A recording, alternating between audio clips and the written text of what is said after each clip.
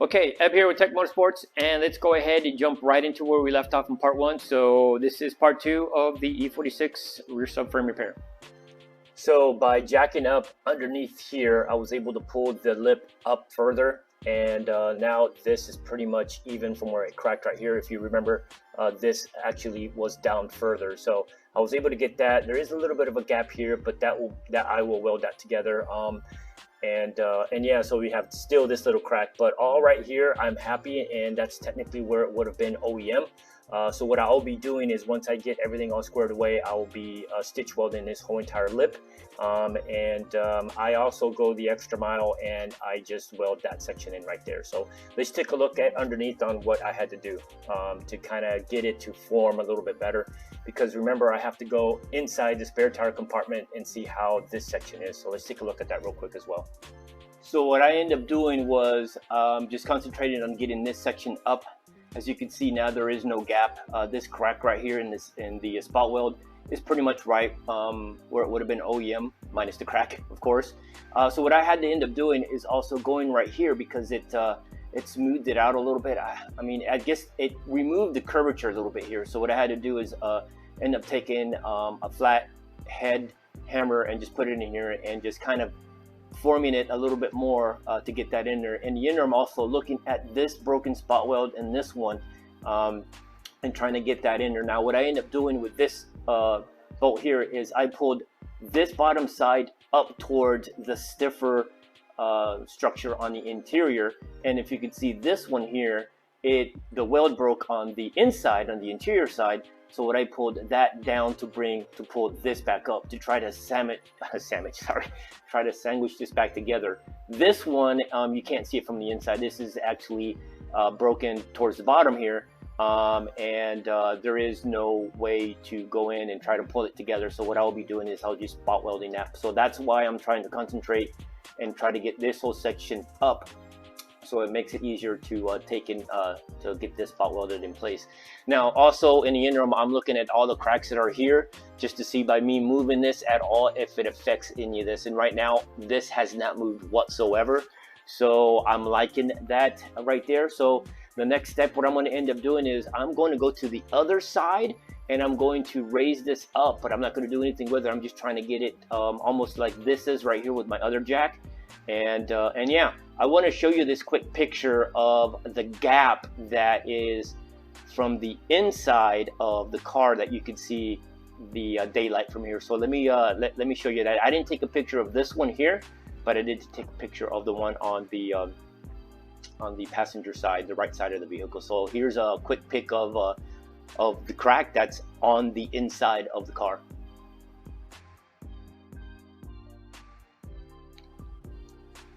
That picture came from this one here. This one right here on this side, now it's completely sealed, so you won't be able to see.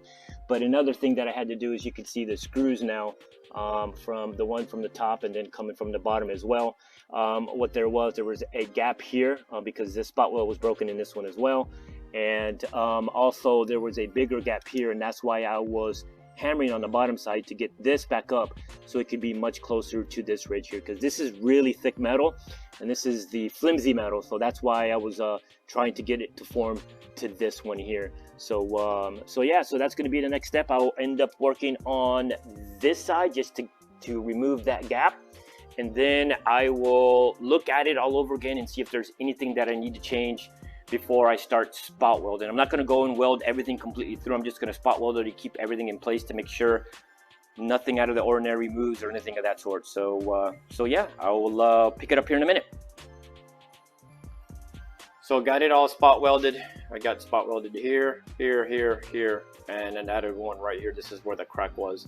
So now this section is staying up on its own, and I could go in and start doing the rest of the cracks. Also want to take a look at one quick thing. This one's the crack that is on the passenger side, right side of the vehicle. And if you can look real close right here, you can see where this section was rubbing. With all the cracks been drilled out so that they don't go any further, I went ahead also and got them kind of grooved out so I can fill it in really good with some weld, and also I could I could see the cracks better this way, which if you could see from this one here to here and this one all the way here to here. Now also on the spot welds that are broken, I got those drilled out so I could fill those in as well. Now one other thing that I ended up doing is I went and removed all the seam sealer here underneath because of this broken joint over here. I wasn't 100% sure. By looking at the seam sealer, it looked like they were good, but I just wanted to be 100% sure, so I went ahead and removed it. I did find this one right here that was, it looked like it was cracked, so I went ahead and took precautionary measures and went ahead and just drilled them out, and I'm going to weld those in place. Now let's take a look at the back section over here, and I had to go a little bit more deeper in here because I did find some more cracks. So let's take a look at that real quick. As I went and started removing some of the more of this of the seam sealer, I started noticing a little bit more of the cracks, which then just I had no choice. I had to remove all of this whole section here and on both sides, and just to take a look at to make sure there was no other broken spot welds or anything else out of the ordinary, which I did find a couple more broken spot welds, and I also found this crack right here, which is a weld area that was from the factory. So this one has a crack in it, and then the other one, the weld is cracked as well on the other side. So yeah, at this point, I feel comfortable that I have gotten all the areas that should be taken care of and should be looked at. The way the spare tire compartment and this section here is mounted together. So now my next step is just going through and welding everything together, and that's what I'm going to end up doing. So I'll go ahead and pick that up or pick this up when all the welding is done. I'm in the interior, and this is the front mounting point of the subframe.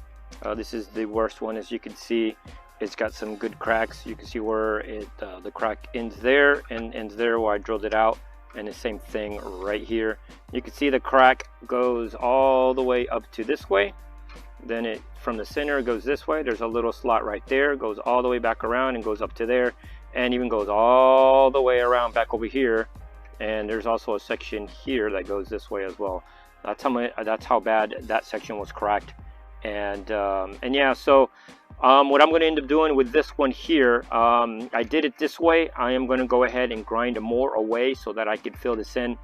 I will have to grind this area completely smooth when it's all said and done, because the front cups for the vent bar goes here, so they need to have a flat surface there. Now moving over to the other one here, at first when I was glancing at them, it looked like they were good, but I did have a crack here. So there's a crack going here and there. As you can see, I drilled them out. And what I'm going to end up doing, again, I'm going to fill this in and I'm going to fill that in, as that's a weak point. Now, let me go back to this one real quick. This one was pretty bad. As if you look at all the cracks, it was really bad on this one. This one was technically on its way to just completely be pulled out of its whole entire the whole entire chassis. So on these areas here, sorry for the flashlight, I already drilled those out, and I've actually stopped this crack here, and I'm going to go in and fill these spot welds up, and I'm also going to go in and stitch weld in those areas to make it much more stronger. And the same thing with this one here. The ones that need to be filled in, I will, and then I'm going to stitch weld this area here just to make this area here much more stronger as well. Same thing with the other side.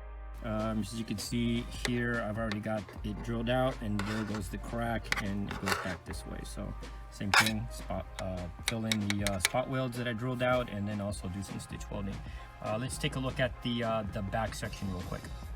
Here we are with the back section. Those are the ones that I got drilled out. I'll be welding those up. And here is the crack that's down here. Like I stated before, I'm actually shocked on the way the condition this whole cup is, that this is now torn up even more. But I'm going to go ahead and take care of that section there, and add a little bit of some stitch welding here in this point. Now, because it's here, and then right there, there's already a spot weld, but I'm going to go ahead and add a couple just to make it a little bit much more stronger.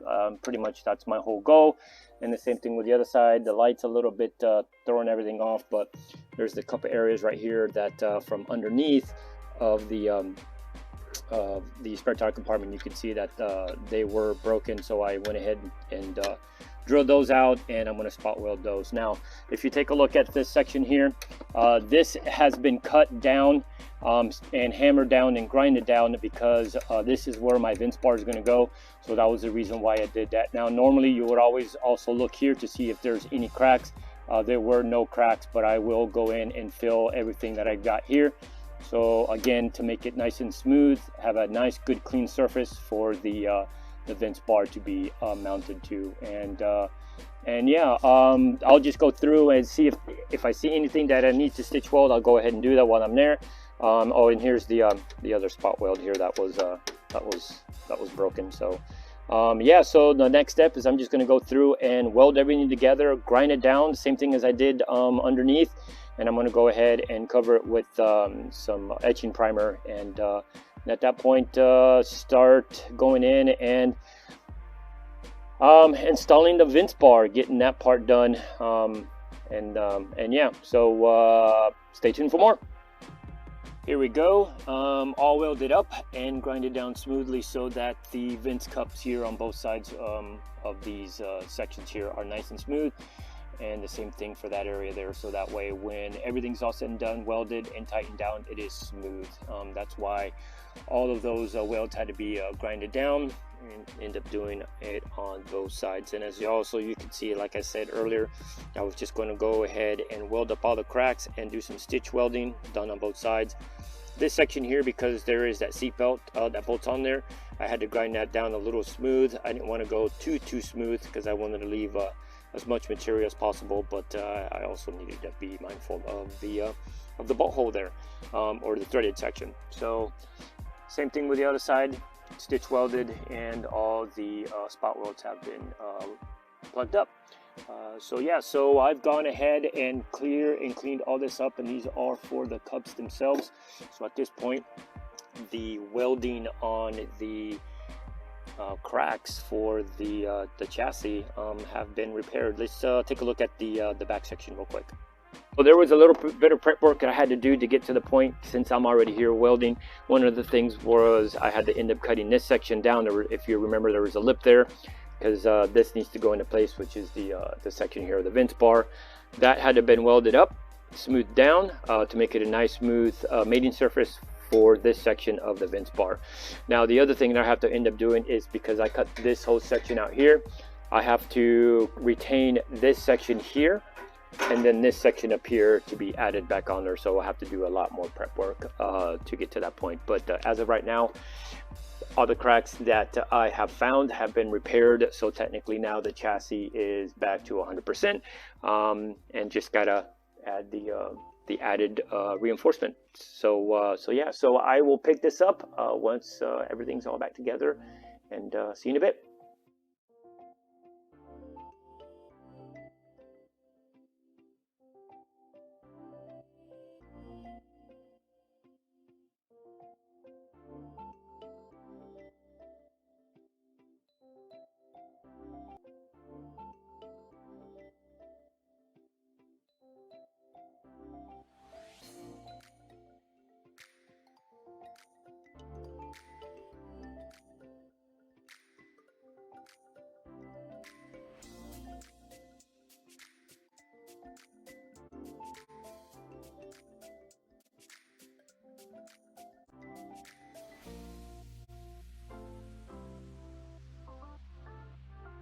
There she is, all done. The chassis is now pretty much just waiting for this thing. Unfortunately, I have to do some work to the rear subframe.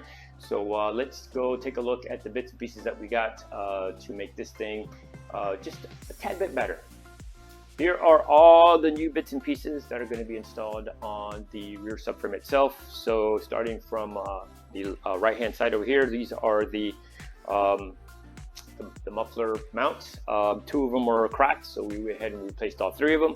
Then we got the adjustable lower control arms that we got from ECS Tuning. We have all the ball joints for the trailing arms. We have the upper bushing for the upper control arm, the spring perch one. We also have the bolt for the strut itself, and then we have the solid bushings and the solid solid bushing for the control arm as well. And on the back, we have the Hodgkins sway bar. The car already comes with one from the front. So at this point, since everything's torn apart, might as well go ahead and replace the rear OEM one. So we got all the components there. And then we jump into the differential section here. So what we got is the new BMW oil. We have the gasket, the 2 bolts for the diff cover. We have the 2 new drain plugs with the pinion seal and the bushing for the front, and then the bolt for the front bushing with the seals for the axles, the snap ring, and the O-ring. We only have one pictured here because yeah, only one was ordered. So we got another one coming. So by the time it comes in, I should be ready for it. So it's no big deal.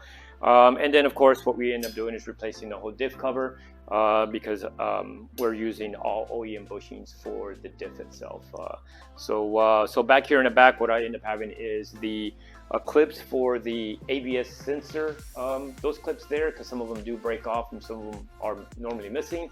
And then also the clips that hold some of the plastic panels underneath. We went ahead and got some of those because I know there's some of them already were missing or broke when I started messing with it. So yeah, so that's pretty much covers everything here. I'm going to go ahead and start ripping apart the differential and getting everything all set up. And I am not going to go film through everything in the process of me installing it, as I've done so many videos like that. So we're just going to kind of do like the before and after. So here's the before, and of course you already saw the way the diff looked before, or the subframe. And yeah, hopefully here soon we'll see the finished product.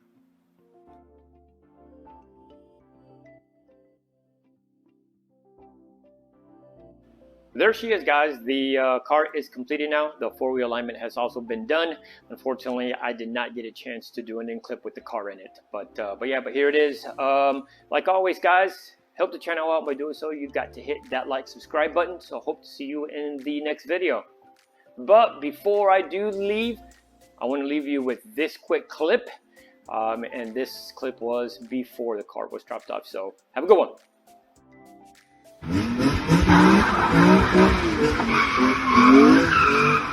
Thank you.